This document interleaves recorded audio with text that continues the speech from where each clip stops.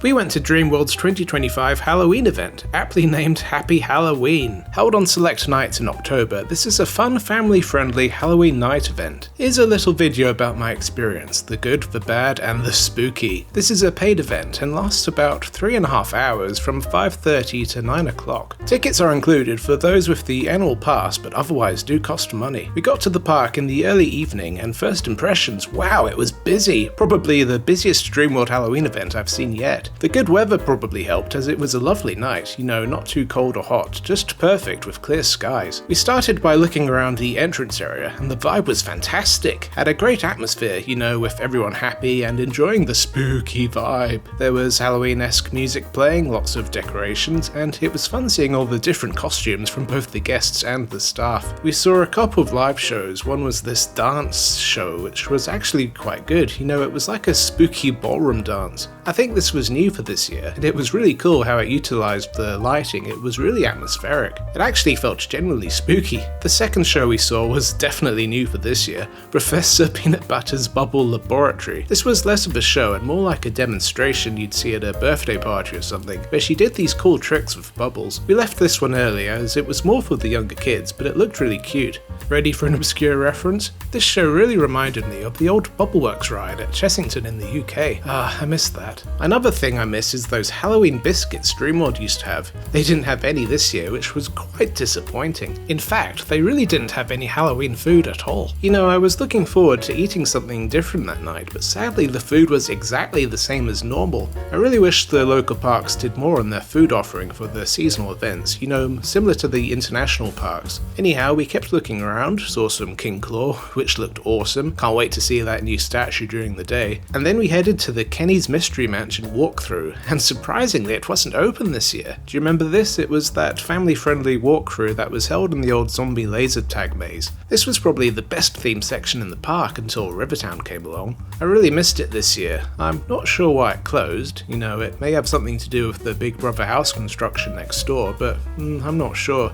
If not that, I'm hoping it's a sign they plan on doing something to that site in the future, like a new attraction or something. I think that spot would be perfect for a dark ride. What do you think? I loved how the arcade next door was decorated up though. It looked fantastic with all those decorations and some cool lighting. That whole spot was packed when we got there, as it was home to one of the trick-or-treat spots. I think there's a few spots for that around the park. One was funnily enough on the old vintage car spot in the wild area, which was really surprising and interesting to go to, as that spot hasn't been open since the ride closed in 2022. One big suggestion I have for those trick-or-treat spots is they really need more rubbish bins in the vicinity. I saw sweet wrappers everywhere on the ground, which was quite disgusting. On the bridge, I had to pick up a ton, as they could have easily blown into the river below. Don't want those native animals choking on plastic, do we?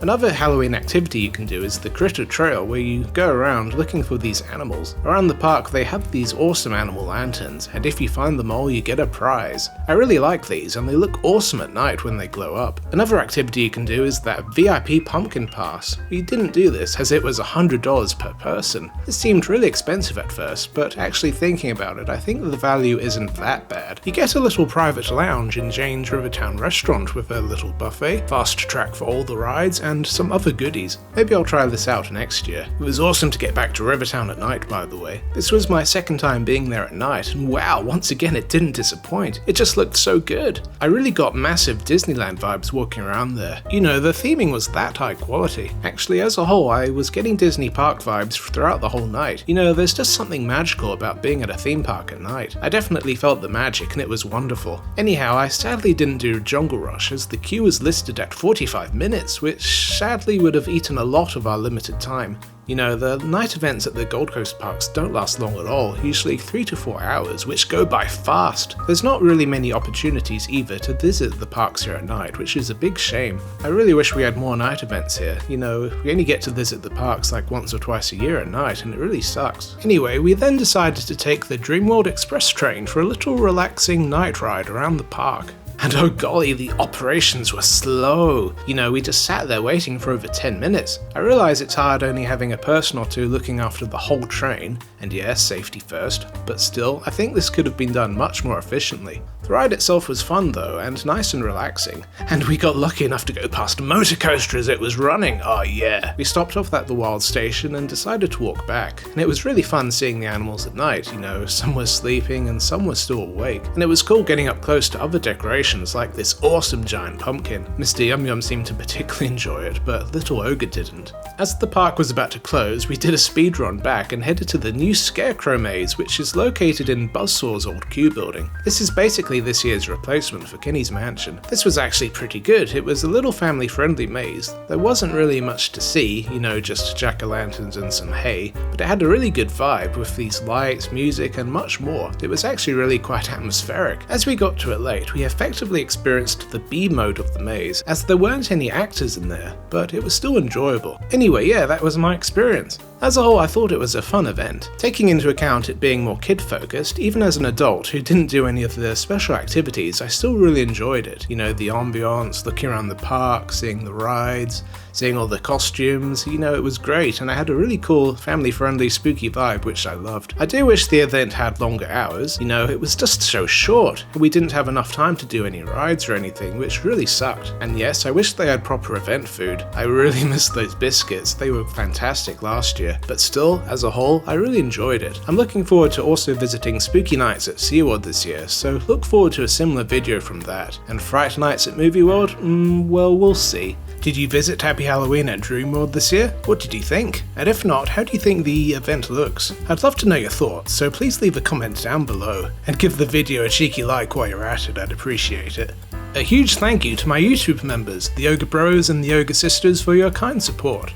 A big thank you to Straws, SW Stevie 1, Artie Husky, Matt Jonas, TV, Reese is a Bomb, Dresden, Randall, Movies Like Everyone, I Liam's Law, Jack W, Koala 75, Kerry Jackon, Mr. Yum Yum!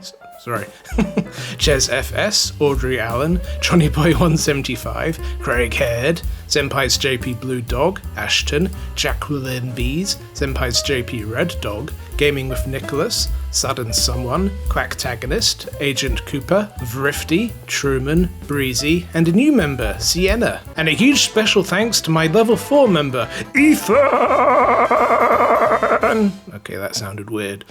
But thank you, I really appreciate all of your support. Thank you so much. Thank you for watching. Please consider watching another of my videos. I'll be sure to see you there. Have a great rest of your day. Ogren out! Nearly a year ago, Theme Park Ogre and friends visited Japan to see some cool theme parks, including Tokyo Disney Sea, which you can see over there. I would love to visit again someday. You know, I could always go there and talk about Motor Coaster or something. It's the perfect park to talk about the world's best roller coaster.